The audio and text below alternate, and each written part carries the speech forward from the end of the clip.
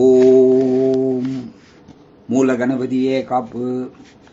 ஓம் அமரகவி சித்தேஸ்வரர் பாதம் துணை. சென்னை திருவல்லிக்கேணி சித்த யோக ஆய்வு மையத்திலிருந்து பிரபோதரன் சுகுமாரன் பேசுகிறேன். நம் குழுவில் உள்ள ஆன்மீக அன்பர்கள் அனைவருக்கும் வணக்கம். தி அத்வைத பிலாசபி ஆஃப் ஸ்ரீ ஆதிசங்கரா என்கின்ற ஆங்கில நூலிலிருந்து அதன் தமிழ் விரிவுரை நம்ம தொடர்ந்து பார்த்து கொண்டு வருகிறோம். உயிர் மூச்சுடைய நாற்கால் பாய்ச்சலாக விளங்கும் பரா, பசந்தி, மத்தியமா, வைகரி இதனுடைய நிலைகள்லாம் அத்வைத விசாரத்தில் எப்படி ஆழமாக எடுத்து சொல்லப்பட்டுள்ளது அப்படின்றத பற்றி பல விரிவான தகவலை நம்ம கடந்த 3 பதிவுகளில் தொடர்ந்து பார்த்து கொண்டு வருகிறோம். போன பதிவில் ரொம்ப முக்கியமாக வைகரி பற்றி குறிப்பிட்டார். வைகரி என்பது, அதாவது வைகரி சித்தி என்பது யோகத்திலே ரொம்ப பெரிய சித்தி. அது இந்த வைகரி தான், அதாவது சரஸ்வதி கலைவாணி. கலைவாணி தானேப்பா எல்லாருடைய நாக்கிலையும் இருக்கா. இந்த மனிதனுடைய உலகம் என்பது பேச்சுலகம், புரியுங்களா? அது என்ன சொல்லுவாங்க, பேச்சுலகம் சொல்லுவாங்க. அதே அந்த கலைவாணியுடைய அந்த பேராற்றலானது அனைத்து தெய்வ ஸ்வரூபங்களுடைய நாக்கிலையும் இருக்கு. இதை நீங்க மறந்துடக்கூடாது. அது ஈஸ்வரன் ஆகட்டும், அல்லது பரமேஸ்வரி ஆகட்டும், அல்லது ஸ்ரீமன் நாராயணன் ஆகட்டும், மகாவிஷ்ணு ஆகட்டும், பிரம்மாவாகட்டும், அதே மாதிரி மற்ற தேவர்கள், 33 தேவர்கள், பிரம்ம ஞானிகள், அது மாதிரி ஆத்ம ஞானிகள், இந்த மாதிரி எத்தனையோ வகையாராக்கள்லாம் இருக்காங்க இல்லையா. ஆதிபூர்வகம் அப்படின்றது அதுதான். அந்த மகான்களுடைய வரிசை முறையெல்லாம் வரிசை முறைப்படுத்தி சொல்றது தான் ஆதிபூர்வகம் என்பது. அப்படிப்பட்ட அந்த ஆதிபூர்வகத்தில் அந்த தெய்வ ஸ்வரூபங்கள் கிட்ட அழிவில்லாத இருக்கக்கூடியதெல்லாம் கலைவாணியோடைய அருள், சரஸ்வதி தேவியுடைய அந்த திருவாக்கு தான் பாது. அவள் தான் நாக்கில், எல்லாருடைய நாக்கிலையும் நடமாடி கொண்டு இருக்கிறாள் அப்படின்றது தான். அதுதான் வைகரி சித்தி என்பது. அதுதான் கலைவாணியுடைய அருளை நாக்கில். அது என்ன தெரியுங்களா, சொன்னது தான், சொன்னதெல்லாம் பலிச்சிரும். அப்படிப்பட்ட அந்த தெய்வீக சக்தி புரிஞ்சியது அந்த வைகரி சித்தி என்பது. அனைத்து தெய்வ ஸ்வரூபங்கள், முருகப்பெருமானாகட்டும், அல்லது அவதார ஸ்வரூபங்கள் இருக்காங்களா, மகாவிஷ்ணுவுடைய 10 அவதாரம் இருக்கு இல்லையா, கிருஷ்ணாவதாரம் வரைக்கும் நம்ம பார்த்தோம் இல்லையா. அந்த அவதாரங்கள் எல்லாமே எல்லாருடைய நாட்களையும் நடனமாடக்கூடியவள் அந்த வைகரி சித்தி அப்படின்னு சொல்லக்கூடிய யோகத்தில் ஒரு உயர்ந்த சித்தியை அளிப்பவள் தான் சரஸ்வதி தேவி. ஆனா அது மனிதனிடத்துல அது பயனற்றதாக இருக்குதுப்பா. காரணம் என்னன்னா, அவன் மூச்சையும் ஒழுங்குமுறைப்படுத்துறது இல்லை, பேச்சையும் ஒழுங்குமுறைப்படுத்துறது இல்லை. இதுதான்ப்பா மனிதனுடைய பெரிய விஷயம்ன்றது தான். எப்படி மூச்சு மனிதனுக்கு துண்டுப்பட்ட சுவாசமா இருக்கு. பூரகம், ரேச்சகம், கும்பகம்னு 3 துண்டுப்பட்ட சுவாசம். அது 2 நாசிகள்ல மாறி மாறி ஓடுது. 2 வினாடிக்கு ஒரு தரம் நடைமுறையை மாத்துது இல்லைங்களா. வலது நாசிலையும் ஓடுது, இடது நாசிலையும் ஓடுது. அது எல்லாம் காத்து அல்லது பிராணவாயுவோட ஓட்டம், சரிங்களா. இப்படி உன்னுடைய பேச்சுக்கோசரம் மூச்சு ஓடுது. அது ஒரு பக்கம், அதனுடைய ஆற்றல் அதில் இழந்துடுது. ஒழுங்கற்ற முறையில் இருக்கு, புரியுங்களா. விட்டு விட்டு பாயக்கூடிய தன்மையில் இருக்கு, சமன் சீரற்றதாக இருக்கிறது. இப்படி சுவாசத்தை பற்றி சரி சார், பேச்சில் என்னப்பா, பேச்சிலையும் 3 துண்டு இருக்குப்பா. எப்படி மூச்சில 3 துண்டு இருக்கோ அதே மாதிரி மனிதனுடைய பேச்சிலையும் 3 துண்டு இருக்குப்பா. ஒன்று வெளிப்பேச்சு சொல்லா இருக்கு, இன்னொன்று உள்பேச்சு எண்ணமா இருக்கு, செவியின் கேட்கிற தன்மையா இருக்கு, புரியுங்களா. ஆக மொத்தத்தை மனிதன் மூச்சிலையும் 3 துண்டு, பேச்சிலையும் 3 துண்டு, சரிங்களா. இதனாலதான் மனிதன் அவனிடத்துல இருக்கக்கூடிய தெய்வீக சக்திகளையும் உணராமல் அதை விரயம் செஞ்சே அவன் மண்ணுலக வாழ்க்கைக்கே அதை பயன்படுத்திக்கிறான். இதுதான் நீங்க நல்லா யோசிக்கணும். மூச்சினுடைய கதை ஒரு மாதிரியா இருக்கு, பேச்சினுடைய கதை வேற மாதிரியா இருக்கு. ஆக மொத்தத்தை மனிதனுக்கு பிராண விரயம் என்பது 2லையும் நிகழுது. மூச்சில் எப்படி சார் பிராண விரயம் நிகழுது அப்படின்னு கேட்டீங்கன்னா, அது உன்னுடைய ஒவ்வொரு வெளிமூச்சிலையும் நழுவி போகுதுப்பா. பிராணசக்தி ஆற்றல் அதுதானே அணுசக்தி ஆற்றல்னாரு. இல்லைன்னா அந்த காந்த சக்தியோட ஆற்றல் மிக்க கதிரியக்கம் அப்படின்னு சொன்னார். பிராணசக்தி ஆற்றல் தான் கதிரியக்கம். ஒவ்வொரு மனிதத்திலும் அது இருக்கு. கதிர் இயக்கம்னா உங்களுக்கு தெரியும், பெரிய பெரிய இந்த அணு உலைகள் வச்சிருக்காங்க பார்த்தீங்களா, அங்கதானே அதை இந்த எலக்ட்ரான்கள்லாம் பிரிக்கிறாங்க. அதை வச்சு தானே மின்சாரம்லாம், அந்த உலகம் முழுக்க மின்சாரம் எத்தனையோ லட்சக்கணக்கான மெகாவாட் மின்சாரங்கள்ல இந்த அணுமின் உற்பத்தி நிலையம் மூலியம் உருவாகுது இல்லைங்களா. அதே மாதிரி சக்தி தான்ப்பா மனிதனத்தில் இருக்கு, புரியுங்களா. ஆனா அதை நெறிமுறைப்படுத்துறது இல்லை. இதுதான் முக்கியமான விஷயம், நீங்க கவனத்துல கொள்ள வேண்டியது. மூச்சின் வழியாகவும் அது அதோகதி ஆயிடுது, பேச்சின் வழியாகவும் அது அதோகதி ஆயிடுது. மூச்சின் வழியா ஒவ்வொரு வெளிமூச்சிலும் பிராணன் அழிக்குது. சரி சார், பேச்சில் எப்படி சார் இருக்குன்னா, அதுதான் வெளிப்பேச்சு சொல்லா இருக்குப்பா, பேசி பேசியே எல்லாத்தையும் காலி பண்ணிடுறான். அதே மாதிரி சரி சார் பேசாமல் சார், எனக்கு தெரியும் சார், எங்கள் வீட்டு பக்கத்தில் யார்கிட்டையும் பேச மாட்டார், சைலண்டாக இருப்பார் சார், அப்பாட்டு வர்றதும் தெரியாது போகிறது தெரியாதுன்னா, ஏன்பா அப்படி இருந்தால் கூட அவர் எண்ணத்தின் வழியாக அவருக்கு யோசனை இல்லாமல் இருக்குமா, சிந்தனை இல்லாமல் இருக்குமா, எண்ணம் உதயமாயின்னு தானே இருக்கும், புரியுங்களா. அந்த உதயமாக ஆக என்ன ஆகும், பிராணன் வந்து அது வழியாக தப்பிச்சு போயிடும்பா. இல்லைன்னா என்ன பண்ணார், செவி வழியாக விஷயங்களை கேட்பார். 10 பேர் சொல்றதை விடாமல் கேட்டோன்னா, நீ உன் செவி வழியா நீ காதை கொடுத்து கேட்கணும்னா அது கூட நீ பிராணனை செலவு பண்ணாதான்ப்பா அதை கேட்க முடியும், கூர்ந்து கவனிக்க முடியும். நீ பிராணனை கூர்ந்து செலவு செஞ்சாதான் கூர்ந்து கவனிக்க முடியும், புரியுங்களா. ஆக மொத்தத்துல உனக்கு எல்லா வகையிலையும் உனக்கு பிராணன் வந்து உடம்புல இருந்து விரயமாகிறது ஆகிக்கொண்டே இருக்கிறது.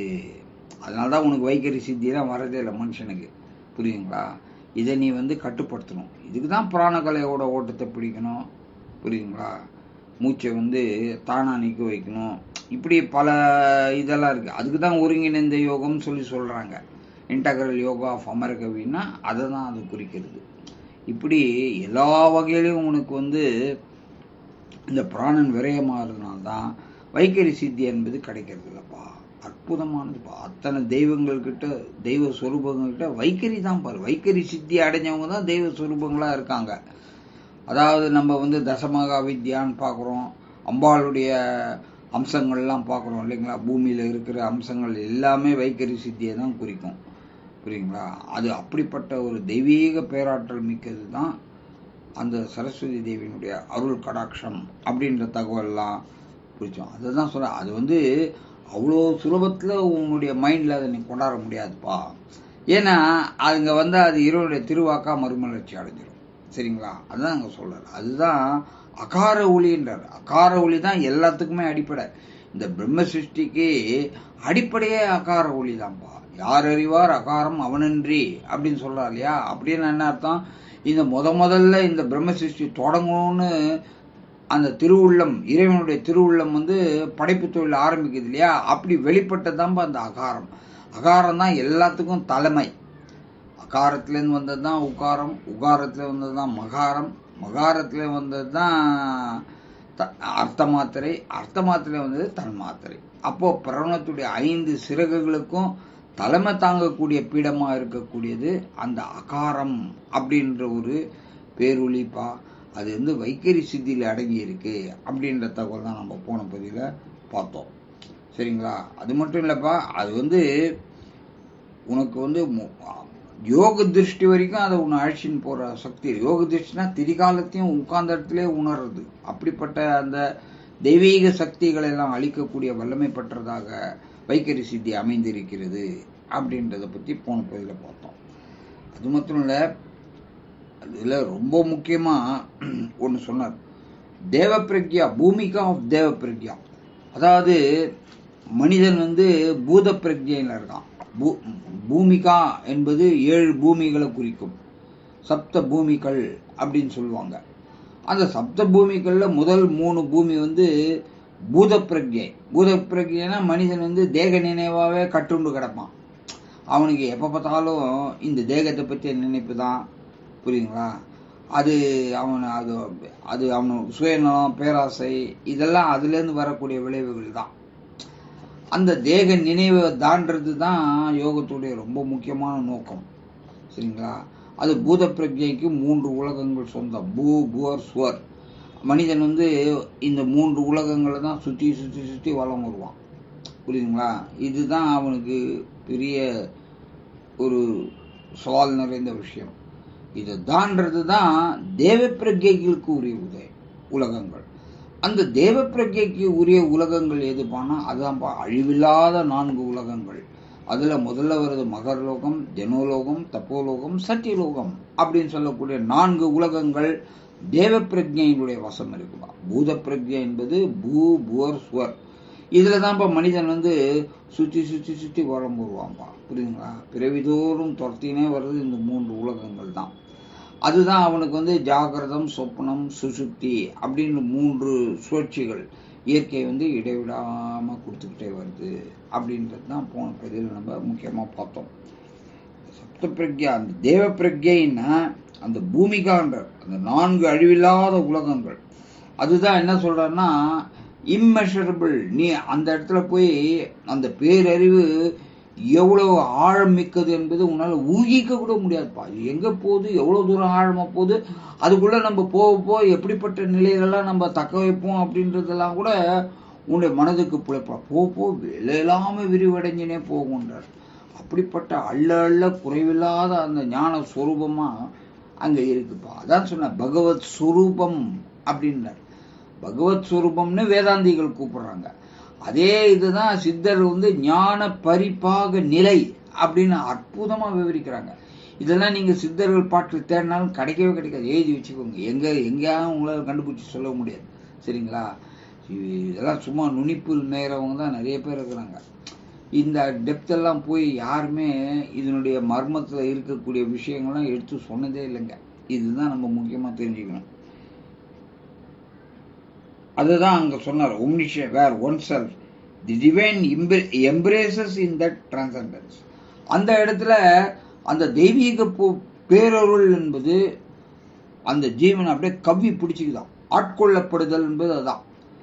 அந்த அந்த அறிவு அப்படியே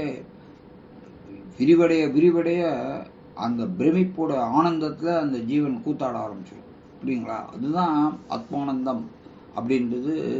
அந்த பெரிய அனுபூதி பெற்ற நிலையெல்லாம் அந்த சப்த பூமிகால தேவ பிரஜைக்கு உரிய பூமிகான்னு இருக்கு. அந்த பூமிகால அந்த அருள் புரியப்படும் அப்படின்றத போன பதிவில் நம்ம பார்த்தோம். சரி, இன்றைய பதிவில் என்ன சொல்ல பார்ப்போம். தி வேதிக் டாக்டரின் அகம் பிரம்மாஸ்மி cannot to this realization in ஏக்கம் பாவனா. ஏக்கம் பாவனா அப்படின்னு ஒரு நிலையை வர்ணிக்கிறாங்க இல்லையா? அந்த ஏக்கம் பாவனா அப்படின்ற நிலை எதை குறிக்குதுன்னா அதுதான்ப்பா இந்த அகம் பிரம்மாஸ்மி என்ற நிலையை குறிக்குது. வேதாந்தத்தை ரொம்ப உயர்வா சொல்லுது. உன்னுடைய அகம் என்றது உன்னுடைய உள்ளம். உன்னுடைய உள்ளமே பிரம்மஸ்வரூபமா இருக்கு. ஆனா நீ அதுகிட்ட போறதே கிடைப்பா. நீ இருக்கிறதுலாம் இந்திரிய ஞானம் தான். நீ உன் புத்தியில தான் நீ ஆட்கொள்ளப்படுகிறாய். புரியுங்களா? பூலோக ஞானம் அப்படின்னு சொல்லக்கூடிய இந்த மண்ணுலக நினைவுகளாலே நீ அலைகழிக்கப்படுகிறாய். நீ தப்பித்தவரி கூட உன் உள்ளத்துக்கிட்ட போறது இல்லப்பா. உள்ளம்தான்ப்பா அகம்தான் பிரம்மமா இருக்கு. அதை அடையிறது. அந்த நிலைக்கு நீ போயிட்டா ஏக்கம் பாவனா வேற இல்ல, அகம் பிரம்மாஸ்மி என்று சொல்லக்கூடிய நிலை வேறு அல்ல. இரண்டும் ஒரே யோக சித்தியை தான் குறிப்பிடுகிறது. It is that sacredness in Amarakavi அப்படிப்பட்ட தெய்வீகத்துடைய அந்த புனித தன்மை ஏக்கம் பாவனா அப்படின்னு சொல்லக்கூடிய அந்த பெரிய நிலைய, அந்த இறை அருள் சக்திய தனக்குள்ள அவர் தக்க வச்சுக்கிட்டாரு அப்படின்னு குறிப்பிட்டார். The true author of this, அவர் தான்ப்பா இந்த புத்தகத்துக்கு. அமரகவி என்பவர் யார் கேட்டீங்கன்னா அது சித்தேஸ்வரரை குறிக்கிறதுனா அது தெய்வீகத்துடைய ஒரு பெயர். அது உண்மையிலேயே இந்த தெய்வீக பேரொருள் இந்த பட்டம் யாருக்கு வழங்கப்பட்டதுன்னா அவருடைய இணைப்பிரியாத தோழராக இருக்கக்கூடிய சங்கம் ராமச்சந்தர் ராவ் அப்படின்னு சொல்லக்கூடியவருக்கு வழங்கப்பட்டது. புரியுங்களா?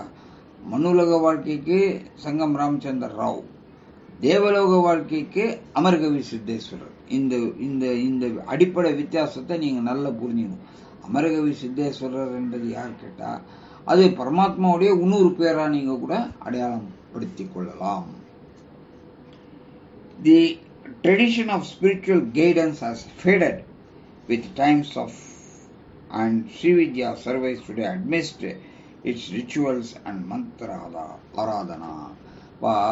இடைப்பட்ட காலத்துல எத்தனையோ மாறுதல்கள் நடந்து போச்சுப்பா. யோகத்தில் எந்தெந்த வழிகளோ எப்படி எப்படியோ பிடிச்சின்னு போக ஆரம்பிச்சிட்டாங்க. அதை தான் அவனுக்கு தெரிஞ்சது இதுதான் கரெக்டுன்னு சொல்லி உட்காந்துன்னு இருக்காங்க. ஆனால் யாருமே சுய அனுபவ ரீதியாக அவன் போகிற வழிமுறை உண்மையாக அது தெய்வீகத்துக்கிட்ட கூட்டு போகுமா, இல்லை அந்த மார்க்கத்தில் போனால் அந்த நிலையெல்லாம் தொட முடியுமா அப்படின்னு சொல்லக்கூடிய எந்த ஒரு முன்னேற்றமும் அதில் கிடையாது. இதை நீங்கள் தெளிவாக புரிஞ்சுக்கோங்கன்றார். இன்றைய காலகட்டத்தில் ஸ்ரீவித்யா உபாசனை இருக்கு. ஆனால் அதெல்லாம் என்ன இருக்குன்னு கேட்டிங்கன்னா, வெறும் இந்த உருவ வழிபாடு, சடங்குகள், சம்பிரதாயம், மந்திர சாதனை, யஜ்ஞம், ஹோமம் இதோட அவங்க ஏற கட்டிடுறாங்கப்பா. புரியுங்க? யோகத்துக்குள்ள அவங்க நுழையிறதே இல்லை. இதுதான் அமரகவி பல இடத்துல நமக்கு சுட்டி காட்டினார். The inward reap of it, the cosmic interlink of the phenomenal and the divine nature in man is hardly realized today. இன்றைய காலகட்டத்தில் அதாவது இன்வர்டு ரீப்ன்றார், அதாவது உன்னுடைய மனதுடைய அதிசூஷ்ம நிலை, சித்தப்பிரஜா அப்படின்னு சொல்லக்கூடிய மனதுடைய அதிசூஷ்ம நிலைக்குள்ள போறதே கிடையாதுப்பா. புரியுதுங்களா? அப்புறம் அதுதான்ப்பா இன்டர்லிங்க் ஆஃப் தி ஃபினாமினல். அதெல்லாம் எங்கப்பா ஒழிஞ்சிருக்குன்னா, அவை அனைத்தும் உன் புலன்கள் மேல ஒழிஞ்சிட்டு இருக்குப்பா. புலன்கள் வேற, கதிரியக்கம் அணுசக்தியோட கதிரியக்கம் என்பது வேறு அல்ல. இரண்டும் ஒன்றுதான். மின்னல் வேகத்தில் செயல்படக்கூடியது. மனிதனுடைய புலன்கள் 5 இருக்குல்ல, கண்ணு, மெய், வாய், கண், மூக்கு, செவி இருக்கு இல்லையா, நாக்கு, இது அனைத்துமே கதிரியக்கம் நிரம்பியது. அது உனக்கு ரொம்ப சாதாரணமாக இருக்கிறதால நீ அதை லட்சியம் பண்ணுறதே இல்லை. அடப்போப்பா ஏதோ ஒன்று நமக்கு கொடுத்துரு, எல்லாருக்கும் இருக்குது எனக்கு இருக்குதுன்னு நினச்சின்னு உட்காந்துன்னு இருக்க. புரியுதுங்களா? ஆனால் அந்த ஐம்புலன்கள் மேலே சுற்றின்னு இருக்கக்கூடிய அந்த கதிர் இயக்கமானது காந்த சக்தி ஆற்றல் மிக்கது. பேரறிவுக்குரிய நிலைகள் அதன் வழியாக தான்ப்பா நீ எட்ட முடியும். அதை பிடிச்சிட்டு போனால் நீ பிரம்மஸ்வரூபத்துக்கே போயிடலாம். புரியுதுங்களா? அதுதான் அமர்கவி நமக்கு தெளிவுபடுத்துறாரு. It is Turiya Atitam stages of mental wake-up. அதான்பா அந்த மனம் விழிப்புணர்வு பெறுது இல்லையா. வேக்கப்ன்றது மனம் விழிப்புணர்வு பெறும். மனம் விழிப்புணர்வு பெற்றால்தான் ஆன்மாவுக்கு சுய நினைவு கிடைக்கும். இது நல்ல ஞாபகம் வச்சுக்கோங்க. மனம் விழிப்புணர்வு பெறணும், அப்போதுதான்ப்பா ஆன்மாவுக்கு சுய உணர்வு கிடைக்கும். அது வழியா நீ என்ன போலாம்பா, துரியத்தை தாண்டி, யோக நிதிரையை தாண்டி, துரியத்தை தாண்டி துரியா அதீதம் அப்படின்ற நிலை வரைக்கும் போகக்கூடிய வழிமுறைகள் அனைத்தும் அந்த மனம் விழிப்புணர்வு பெற்ற நிலையில இருக்குப்பா. ஆகவே தயவுசெய்து நம் குழுல இருக்கிற அன்பர்களே, இங்க மூச்சை பத்தி சொல்லலை. நீ மூச்சை பிடிச்சா என்ன கதி ஆவேன்னுலாம் எதுவுமே சொல்லலை. ஆனா நீ எப்படிப்பா மனதின் வழியா, மனம் இயற்கை, மூச்சு செயற்கை, பிறப்பில் வந்தது வாசி. ஆகையினால அது உன்னுடைய மரணத்தோட வாசி முடிஞ்சிடும் கதை. நீ மரணத்துக்கு அப்புறம் தொடர்றதுன்னா உன்னுடைய மனம்தான் உன்னோட எப்பவுமே இணைப்பிரியாம இருக்கக்கூடியது. நீ அது வழியா தான்ப்பா யோகத்தை எல்லா முன்னேற்றத்தையும் காண முடியும் அப்படின்ற ஒரு முக்கியமான கருத்தை இந்த புத்தகத்தில் அமர்கவி முன்வைக்கிறார். As you read and reread these papers in self-identity and spirits of dedication, அதாவது என்ன சொல்றாரு, டெடிகேஷன். இந்த புத்தகம் இறைவனுடைய திருவாக்குல மலர்ந்த ஒரு தெய்வீக கிரந்தம். இதை நீங்க அடிப்படையில் ஞாபகம் வச்சுக்கோங்க. இதெல்லாம் நம்ம படிக்கிறோம், இதை பற்றி ஆராய்ச்சி பண்றோம், இதை பற்றி பேசுறோம், இந்த வாக்கை கேட்குறோம்னா அது அனைத்துமே இறைவனுடைய திருவாக்குல நேரடியாக பெறப்பட்ட கருத்துக்கள். இது எங்கேயோ ஒரு மூலையில உட்காந்து யோசிச்சு எல்லாம் எழுதல. அப்படியே இறைவன் சொன்னதை அப்படியே நேரடியா ரெக்கார்ட் பண்ணி அப்படியே கொடுத்துருக்காரு. அதனாலதான் என்ன சொல்றாரு அமர்கவி, இந்த நூல்களை எல்லாம் நீங்கள் மீண்டும் மீண்டும் படிக்க வேண்டும் அப்படின்னு சொல்றாரு. ஆகையினால் இது ஆங்கிலத்தில் இருக்கிறதா நான் உங்களுக்கு தமிழ்ல சொல்றேன். ஆகையினால் நீங்க என்ன செய்யணும்னா இதை நீங்க நோட்ஸ் எடுக்கணும்பா. உட்கார்ந்து சொல்லப்பட்ட விஷயங்களெல்லாம் நீங்க குறிப்பு எடுக்கணும். பரா என்ன, மத்தியமா என்ன, வைக்கரி என்ன, இதெல்லாம் சொன்னா இல்லையா. அதே மாதிரி பூத பிரஜை என்னென்ன, தேவ பிரஜை என்னென்ன, இப்படி இந்த வரிசை முறையை நீங்க கரெக்டா நீங்க கோர்த்துக்கணும். அப்பதான் உங்க மைண்ட்ல அது நிற்கும். நீங்க அப்படியே கேட்டுட்டு அப்படியே போயிட்டீங்கன்னா 10ஓட 11 அது காத்துல கரைஞ்சி போயிடும். அதான் சொல்ல டெடிகேஷன் வேணும்ன்றார். நீ ஸ்ரத்தையா இருக்கணும், மெனக்கடணும்.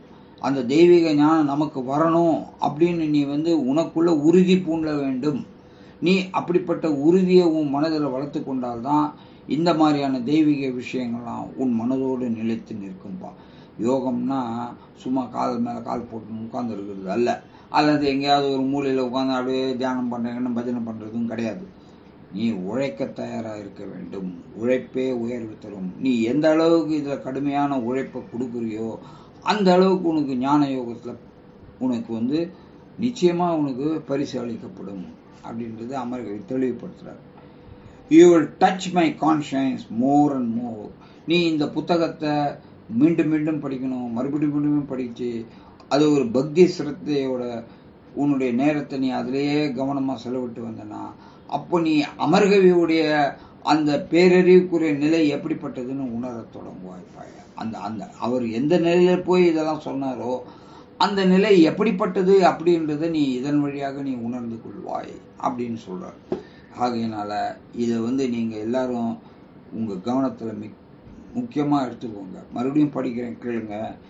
As you read and reread these papers in self-identity, புரியுங்களா, உன்னுடைய மனதில் இதை நீ மீண்டும் மீண்டும் படிக்க வேண்டும். அண்ட் ஸ்பிரிட்ஸ் ஆஃப் டெடிகேஷன், அந்த அந்த வேதம் இருக்கணும். டெடிகேஷன்னா அந்த இறைவனுடைய திருவடியை சரணடையணும், அந்த ஞானம் நமக்கு கிடைக்கணும் அப்படின்ற ஒரு சங்கல்பம் உங்ககிட்ட இருக்கணும். You will touch my conscience more and more, coming to fathom the survey of its overreach in you. அந்த எந்த ஆழத்துக்கு அமர்கவி மனதுடைய ஆழத்தில் போய் இப்படிப்பட்ட தெய்வீக கருத்துக்களை நமக்கு எடுத்து சொன்னாரோ அதெல்லாம் அந்த ஆழத்துக்கு உன்னை கொண்டு போகும்பா. எப்பேற்பட்ட வரம் பாருங்க. அதான் சொல்லுவாங்க, 4 சதுர்யுகத்திலே ரொம்ப முக்கியமானது கலியுகம்னுவாங்க. நீ மற்ற யுகத்துலலாம் முக்கணும், அதாவது கிருத்த யுகத்துலலாம் சும்மா ஒரு விஷயத்தை தெரிஞ்சுக்கிறதுக்கே நீ பல வருஷம் தவம் பண்ணும். ஆனால் அதுக்கேற்ற ஆயுள் உனக்கு இருக்கும். ஆனால் கலியில் எப்படி கேட்டிங்கன்னா ஆயுள் கம்மி. அவனுடைய நிர்ணயிக்கப்பட்ட ஆயுள் வரைக்கும் அவன் எவ்வளோ நாள் இருப்பான்னு சொல்ல முடியாது. அதுக்குள்ளே நோய் வரலாம், வியாதி வரலாம், எவ்வளோ தலைவலிகள். இப்போ பூமியே கெட்டு போய் தானே கிடக்குது. எங்கே பார்த்தாலும் ஒரே குழப்பம், கூச்சலும் தானே இருக்குது. எந்த நாடும் ஒரு ஒழுங்கான நடைமுறையில் இல்லை, தாறுமாறாக ஓடின்னு இருக்கு. இது களி நெருங்கிடுச்சுன்றது நமக்கு காட்டுது. ஆட்சியாளர்களுக்கு அப்படிதான் ஏனோ தானோ இருக்கிறாங்க இல்லைங்களா. அதெல்லாம் நீங்கள் பேப்பர்லேயே பார்க்குறீங்க. எல்லாம் விடாப்பிடி. அதே மாதிரி யாருக்கிட்டையும் அந்த இது கிடையாது. மனிதாபிமானம் கொஞ்சம் கொஞ்சம் மறைஞ்சு போகுது. நீ என்னடா சொல்லுது, நான் என்னடா கேட்குது அப்படின்னு எல்லாம் இருக்காங்க. மனிதாபிமானமே காணாத போயிடுச்சு. அப்படிலாம் ரொம்ப விபரீதமாக போயின்னு இருக்கு. இன்னும் இது நாளுக்கு நாள் இன்னும் மோசமாயினே தான் போகும். தயதாட்சன்ன்றது நீங்கள் யார்கிட்டையும் எதிர்பார்க்க முடியாது. அப்படிப்பட்ட சூழ்நிலைகள்லாம் இந்த களி வேகமாக நெருங்கி கொண்டு வருகிறது அப்படின்ற அடையாளத்தை நமக்கு சொல்லாமல் சொல்லி காட்டுது. அதே மாதிரி இப்போல்லாம் நீங்கள் பார்த்துக்கலாம், பேப்பரில் பயங்கர பூகம்ப எச்சரிக்கை, சுனாமி எச்சரிக்கை, உலகம் வெப்பமயமாதல், இந்த அதாவது பனி உருகி கடல் நீர் பெருகுது. பனி அதாவது கடல் நீர் நகரங்களை எப்போ வேணால் காவு வாங்கிடும். அப்படிப்பட்ட சூழ்நிலையில் தான் நம்ம எதுவுமே நிச்சயமற்ற தன்மையில் இருக்கோம். நீங்கள் பாருங்கள், முந்தி மாதிரிலாம் நமக்கு ஒரு வானிலை சரியான அளவில் சீராக இருந்ததில்லை. திடீர்னு மழை பெய்யுது, திடீர்னு மேக வெடிப்பு வருது, தலைதெறிக்க என்ன சொல்கிறது, தண்ணி எங்கே பார்த்தாலும் தண்ணியாக இருக்குது. இதெல்லாம் அதாவது அந்த கலியுடைய கோர தாண்டவம் மெல்ல மெல்லமாக தான் வரும். மெல்ல மெல்லமாக வந்தால் அப்படியே கழுத்து பிடிக்கும். ஒரே நேரத்தில் டபால் வெடிச்சு அழிஞ்சிடாது. கொஞ்சம் கொஞ்சமாக வரும். ஆகையினால நம்ம கூட இருக்க அன்பர்களே, நீங்கள் அனைவரும் சுத்தாகரித்து கொள்ளுங்கள். இதுதான் உங்களுக்கு நான் சொல்லுவேன். நீங்கள் இந்த புத்தகத்தை பாராயணம் பண்ணுங்க, பக்தி சிரத்தையோடு இருங்க. இதில் சொல்லப்பட்ட விஷயம் அப்போ தான் நம்ம அடுத்து வரக்கூடிய யுகத்தில் ஒரு நல்ல மனிதனாக நம்ம பிறக்க முடியும். இதெல்லாம் ஒரு பெரிய வாய்ப்பு உங்களுக்கு. மற்றவங்களுக்கெல்லாம் கிடைக்காத ஒரு வாய்ப்பு இந்த பதிவின் மூலம் உங்களுக்கு கிடைச்சிருக்கு. அதை நினச்சி நீங்கள் பெருமைப்படுங்க, சரிங்களா? அதை தான் நான் உங்கள்கிட்ட மீண்டும் மீண்டும் வலியுறுத்தி சொல்கிறேன். And the time is now right for you to recognise. பார்த்தீங்களா, அமர்வே சொல்கிறார். இப்போ உனக்கு காலம் கணிஞ்சி இருக்குப்பா, உன் காலம் கணிஞ்சிருக்கு. ஏதோ ஒரு ரூபத்தில் இந்த தெய்வ வாக்குன்றது உங்களுக்கு ஆடியோ ரெக்கார்டிங் மூலமா கிடைக்குது இல்லைங்களா? அப்போது உனக்கு காலம் கணிந்திருக்கு. உனக்கு அடுத்த கட்ட அதாவது மனிதனுடைய பரிமாண வளர்ச்சியில மேன்மை காணக்கூடிய ஒரு வாய்ப்பு உனக்கு கொடுக்கப்பட்டுள்ளது அப்படி சொல்றாரு. And explore the physical depths of omniscience. பார்த்தீங்களா, அதாவது இந்த ஸ்தூலத்துல எவ்வளவோ மர்மம் புதைஞ்சிருக்கு, ஆனா எதுவுமே உனக்கு கண்ணுக்கு தெரியாது. எதை பத்தியும் ஆனா உன் புத்தி அதை பத்தி யோசிக்காது. புரியுதுங்களா? பெரிய மர்மம் உன்னை சூழ்ந்துருக்கு, ஆனாலும் உன் புத்தி அதுல எட்டாது. நீ ஒண்ணுனா அதை வந்து ஆழமா ஆராய்ச்சி பண்ணதான்ப்பா நீ அதனுடைய ஆழத்தை என்னன்னு கண்டுபிடிப்ப. பல வகையில நீ அதை ஆராய்ச்சி பண்ண. Lying low with your unfathomed in mental. உன்னுடைய மனதுக்குள்ளேயே நீ ஆழம் காண வேண்டிய நிலைகள் என்பது எண்ணிலடங்கா. நீ அந்த ஆழத்துக்குள்ள போக பிரபஞ்சத்துடைய மைய புள்ளிக்கே போயிடுவ. புரியுதுங்களா? மனதினுடைய தான் நீ பிரபஞ்சத்துடைய மைய புள்ளிக்கு போக முடியுமே தவிர இந்த விஞ்ஞானம் உன்னை ஏமாத்துது பத்தியா, அது மாதிரிலாம் நீ போக முடியாதுப்பா. அந்த ராக்கெட் எடுத்து ஓடுறது எங்க ஓட போற? நீ எவ்வளவு வருஷம் நீ போவ? எல்லாராலையும் போயிட முடியுமா? யோசிச்சு பாருங்க. ராக்கெட்ல யார் சார் போறான்? எவனோ ஒருத்தன் போறான். அது எல்லாரும் போயிடுவான்னு அர்த்தம் இருக்குது. பஸ் மாதிரி எல்லாரும் ஏறி வெளியூருக்கு போற மாதிரி போக முடியுமா? யோசிச்சு பாருங்க. அதெல்லாம் நடக்க சாத்தியமா? யோசிச்சு பாருங்க. ஆகையினால இந்த அமரகவி சொல்ற முறையில வந்தீங்கன்னா எல்லாருமே அந்த மையப்புள்ளி நோக்கி போலாம்பா. யாராரு இந்த தெய்வீக அருள், அதாவது இறைவனுடைய திருக்கரத்தை பற்றுறது என்பது கைத்தலம் பற்ற கலாங்கண்டின் தோழின்னு ஆண்டாள் சொல்றாள் இல்லையா? அத மாதிரி நீ இறைவனுடைய திருவடியை பற்றி விட்டால் அவர் தூணி மாதிரி வந்து நம்மளை வந்து அடுத்த பிறவியில மேன்மை காண்றதுக்கு ஏன்பா அடுத்த பிறவிக்கு நீ தயாராகணும்னா கிருத்தியுகத்துக்கு அதுக்கு ஒரு தகுதி வேணுமே. அந்த தகுதி நீ எப்படி பெற முடியும் சொல்லு பார்க்கலாம். நீ இப்பெல்லாம் தபஸ்லாம் பண்ணி அந்த இதெல்லாம் காலம் மலையேறி போச்சு. இப்போ இந்த உலகமே பரபரப்பா இருக்கிற நேரத்தில் போய் இங்க போய் நீ என்னத்தை பண்ண போற? மைண்டு கிண்டெல்லாம் உன்னெல்லாம் கண்ட்ரோல் பண்ணலாம் கொண்டாட முடியாது. ஏதோ ஓரளவுக்கு நீ செய்யலாம். மற்றவங்களாம் சும்மா அதை பற்றி கற்பனையில உட்காந்துருக்காங்க, கண்ண முடின்னு உட்காந்துருக்காங்க, அவ்வளவுதானே தவிர அந்த மைண்டோட ப்ரிப்பரேஷன்ன்றது யார் இடத்துலையும் கிடையாது. அது அந்த வாய்ப்பை இந்த நூல் நமக்கு கொடுக்கிறது. இதுதான் நீங்க ரொம்ப முக்கியமா தெரிஞ்சுக்கணும். ஆகவே இன்றைய பதிவு வந்து ரொம்ப முக்கியமான பதிவு. இதை நீங்க வந்து ஆழமா சிந்தியுங்கள். நன்றி, வணக்கம்.